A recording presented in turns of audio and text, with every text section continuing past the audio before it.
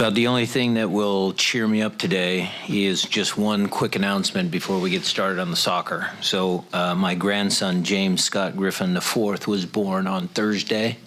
So not only do I have a granddaughter, but I also have a grandson this week. So that's one bit of good news that I can share with you guys prior to you guys firing away with all the questions about tonight's game. But congratulations to Jamie and Christine. They're going to be great parents. Over to you guys for questions.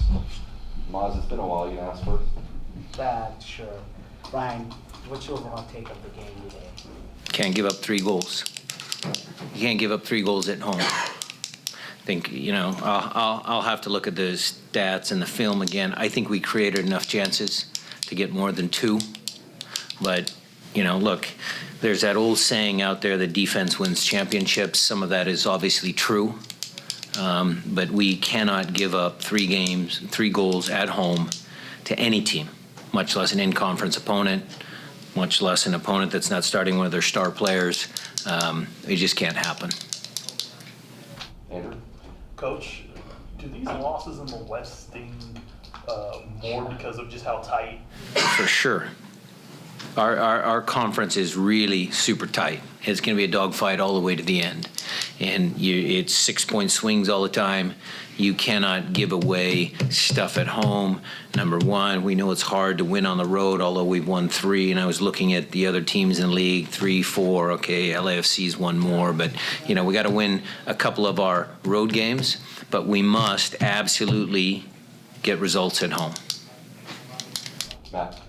I know you like taking your lap after the game and sort of thanking the fans and everything else. And what do you sort of think about while you're making that lap after a loss like tonight? What I'm going to say to you guys.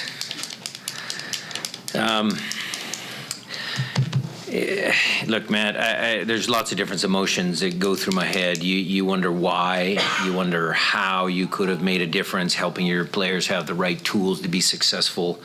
Obviously, you want to get in there and kind of watch the replays of the goals that you score, the goals that you take, any sort of controversial plays. So your mind's kind of racing about, okay, what could we have done in those moments?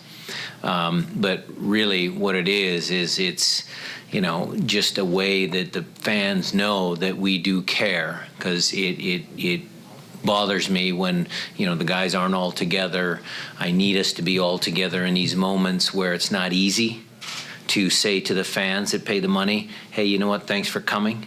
That's not always easy, but I need to make them understand that. And that's always important for me. Steven? Leva and Roldan started together in center midfield. How did you think that pairing did?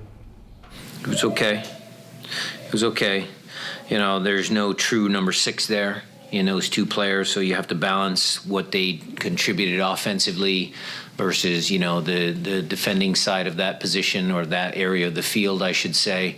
Again, I thought Danny's growth in this game, this was a big test for him, because Kansas City's a team that press. They have a very experienced midfield. I have to, again, maybe the panoramic view of the first goal, but, who's in charge of running with that player in that wide channel? Could Danny, if he had a little more experience, would Dilem have made that? Who knows? But Christian and him together is something that I didn't mind. I mean, I thought that, again, our attacking play in moments wasn't bad. So, whether we have 1 true 6 or double 8s, I think that's to be determined. Steven? Oh, sorry. Okay. Peter Vermees had mentioned earlier in the week that he hadn't been very happy with his team's performances over the last 10 games or so, and kind of changed up the lineup tonight. Did any of that surprise you? Yeah. Seeing players like Eric Cornado out there. Yeah, it was surprising. But, that's his team. He's free to do what he needs to do for his team, and I got to make sure I focus on mine. Sorry about that, Mark. Jeremiah? Yeah, so all 3 goals tonight came out of kind of transition moments, penalty drawn on that kind of play, I would say. But anyway, you go back to the Portland game, that's 5 now on the 2 games at home that are kind of these fast break situations. You make anything of that theme, and is there something that you think you need to be doing better on keeping those situations from happening? Yeah, we can be a little bit more dirty and foul guys at midfield. You could say that, but that's not who we are. We could make sure our active defending, things that we work on in training, are sharpened up, and that's going to happen. I can guarantee you that. I can make sure that we don't give sloppy balls away that lead to those transition moments. We're going to work on that. I can guarantee you we're going to work on those types of things because those are the things that are in our control. The whole mantra, I don't know if I'd say the first goal. Again, I'd have to look at the tape again, Jeremiah, before I give you a debate here on live TV. But, that to me wasn't a true, transition moment. It was just a failure to communicate, and a guy slipped in behind us. Guy with the ball is the most dangerous guy. You can't let a guy inside our own penalty box be that open. So the other two goals, yes, I'll give you that, and we'll work on that. What made SKC's defense so hard to get through? Well, we got through twice and probably should have had 3 or 4 more. So I don't know, again, if you're talking about the first half, and again, when teams score the first goal, they kind of are able to control tempo. So yes, in the first half, it was challenging. We weren't quite as sharp. When Dylan came on and we moved Jordan out to the left again, I thought that was effective. So I thought we were creating some chances. Obviously, when you score a goal right after halftime, make it 2-1, that always boosts your team up a little bit. So, you give credit to, Sporting KC to come in here on an away venue and come out with 3 points. But, I'm of the belief that we could have had a couple more. Henry Wanda comes in, gets an assist, nearly scores a goal. Number one, what did you make of his performance? And he's been absent from the team, at least as far as getting minutes.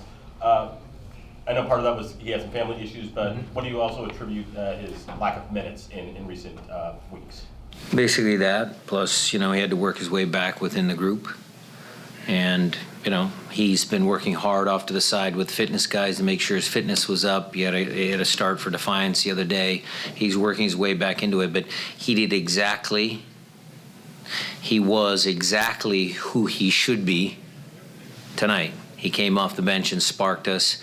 It was a shame that third goal didn't go in because, that was a tremendous shot from distance. Unfortunately at the post, and Jordy couldn't clean up the rebound, but Handwalla was effective. Time for a few follow-ups. Mark, I think I saw you first. Jordan had a brace. He had a goal in the last game. That's 3 in the last 2. Has there been any different messaging that you and the coaching staff have given him, or is it something else? Preki and him work on a weekly basis. They watch film. This week we had Jordan actually not just hand deliver our clips to him, but he actually had to go and pick out clips that he felt were important, and they had a conversation. So, some of that back and forth amongst the coaching staff, plus his own desire to be, the kid, you see it sometimes, he wears his emotions on his sleeve. He wants to win. He wants to win for the Seattle Sounders. He's proud of this club. And, you see that sometimes when he doesn't quite make a play, but it also drives him internally to, to score and help the team win. There was a lot going on this week off the field between the conversations with the supporters group and then Roman getting suspended right at the end of the week. Is there ever any risk that leads onto the field? And is there any deeper disappointment that you weren't able to end this week on a higher note, given all of that? Well, there's disappointment that we dropped points at home, but that doesn't have anything to do with the entire, the I thought positive communication that we had with our own supporters groups in order to be, more open and more communicative about, some of the things that go on in the stadium. As far as Roman's situation is concerned, yeah, that was a blow, but I'm not going to use that as an excuse as to why we didn't win the game. I mean, those are things that this club traditionally has been very resilient. We have been able to overcome a lot of obstacles, and I don't see that changing anytime soon. What you make of Justin Dillon's performance? He seemed to get in there, mix things up, and had a couple opportunities. Well, we needed someone to, because again, Jordan, his strengths, where do they lie? Obviously the second goal was perfect timing, his movement, everything was good, but getting Justin to occupy the two center backs allowed more space for Jordan out on the left, Nico in the middle, Jove and Jones, Hendwall, those guys coming in. So he did exactly what we asked him to do. So I felt the performance was good. Any final follow-ups here? We'll take two quickly from the Sports Media Institute. Steve, who are your questions? Yeah, right here. How does your strategy change with Rui Diaz out? Well, the strategy is still the same in the sense that, we still started off the game 4-2-3-1. It's just different personnel. When Raul plays up front as a number 9 versus Jordan, it certainly changes the look of the team, but the objectives are still the same. We still want to, play balls into the pockets. We still want our outside backs to get involved. All of the things that we feel are important for the success of our team, those stay the same.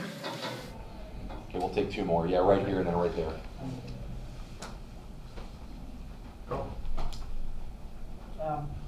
You guys had 65% possession tonight, and what do you think of the missed opportunities?